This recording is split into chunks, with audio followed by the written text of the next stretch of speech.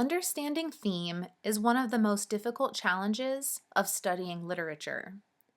Because there are some common misconceptions about what theme is, let's first look at what it's not. Some people confuse theme with the subject or topic of the story. While the theme will likely be about the subject of the story, what the story is about is not the theme itself. Some people also confuse theme with a motif, which in turn is also often thought to be the subject of the story. This is not the case. However, motifs will typically be related in some way to the subject of the story as well as to the theme. Someone might say the theme of literary works such as Fear and Loathing in Las Vegas, Requiem for a Dream, Train Spotting, or The Basketball Diaries is drugs, but the recurrence of drug references and imagery makes drugs a motif in these works, not a theme, even if drugs happen to be the primary subject matter. While the theme could very well have to do with drugs, the drugs themselves exist as a motif. Simply, motif refers to the recurrence of images, patterns, or ideas throughout a literary work that relate to the theme. Therefore, while motifs are usually closely related to the theme of a literary work, a motif is not a theme. I will return to the concept of motifs later when I explain how to go about finding the theme of a literary work. Theme is also often confused with the moral of a story. Many stories do in fact culminate with a moral. Love conquers all. Do unto others as you would have them do unto you. In the popular fable, The Tortoise and the Hare, we learn through the story that slow and steady wins the race. And in A Wolf in Sheep's Clothing, we learn that appearances can be deceiving. As illustrated by these examples, morals are often cliché and make a black and white distinction between good and bad, right and wrong. They are also often explicitly stated in the story's conclusion. Artistic or literary works express much more complex ideas about their central subjects. That is, they express a theme rather than a simple moral lesson.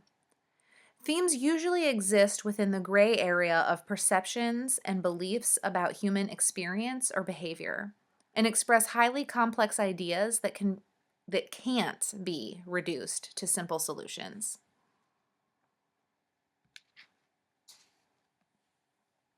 If theme is not the subject, a motif, or a moral, then what is it? Simply stated, theme is the central idea or unifying concern of a literary work. Or in other words, the point the author is trying to make.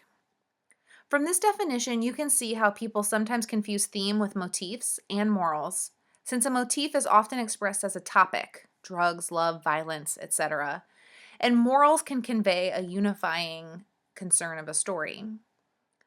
Authors don't necessarily have to be consciously aware of a theme when they produce a story, but one is always present. Unlike fables and fairy tales, works like George Orwell's 1984 or Hunter Thompson's Fear and Loathing in Las Vegas, Toni Morrison's Beloved, or one of Shakespeare's plays are intended to affect their readers' opinions regarding the issues they write about. In contrast, popular works like Stephenie Meyer's Twilight, or the entire genre of romance novels for that matter, which are created primarily to entertain their audience, are more likely to have an intentional moral, like Love Conquers All. But intentional or not, authors' beliefs about the world are still reflected in their writing. The idea or opinion the piece of literature conveys about whatever subject or issue is central to the narrative would still be the story's theme. To sum it up, theme is the unifying idea that ties all other aspects of the literary work together. It is a complex perception regarding human experience or behavior, and it is almost always implied. That is, it is not stated directly. We, the consumers of literature, must work to discover it. Determining theme is like solving a mystery. We must analyze all the clues the author leaves us in order to figure out what it all means. These clues come in the form of the literary devices the author uses to build the story, such as plot, setting, characterization, and many others. Let's look at the idea of theme from another perspective. If you are familiar with the concept of a thesis statement and other forms of writing, it may be helpful to think of theme in these terms. A thesis presents some complex argument or opinion about a subject, usually expressed in a single sentence. Themes are very similar in nature to thesis statements, except that theme is typically more implicit and thesis generally more explicit. For other people, it may be helpful to conceptualize theme as a math equation. The primary subject of the literary work, plus the author's attitude or belief the author expresses about that subject, is the theme. At this point, you might be thinking, that's all well and good. I think I understand what a theme is, but how would I go about trying to find the theme of a literary work, much less express it to someone else? This 3-step guide should help. Step 1. Identify the central idea or subject. This may be difficult at first, so make a list of all the possibilities. Start with the most prominent motifs.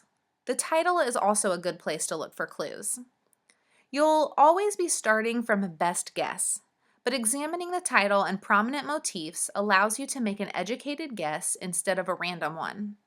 It's okay to start with several guesses. This can also eliminate some work later if your first attempt at stating the theme is wrong. Step 2. Articulate the point or message the literary work presents about the subject. Move beyond the subject itself to the beliefs or opinions the literary work seems to present about that subject. Articulate as many beliefs as you think of as legitimate possibilities for each of the major ideas presented in the work that you identified in step 1. Then work each subject and belief into an idea expressed in a complete sentence. Step 3. Determine which statements are supported by all elements of the literary work. That is, test your statement of the theme against the novel as a whole, as well as its individual parts. This step requires in-depth analysis of all components of the literary work.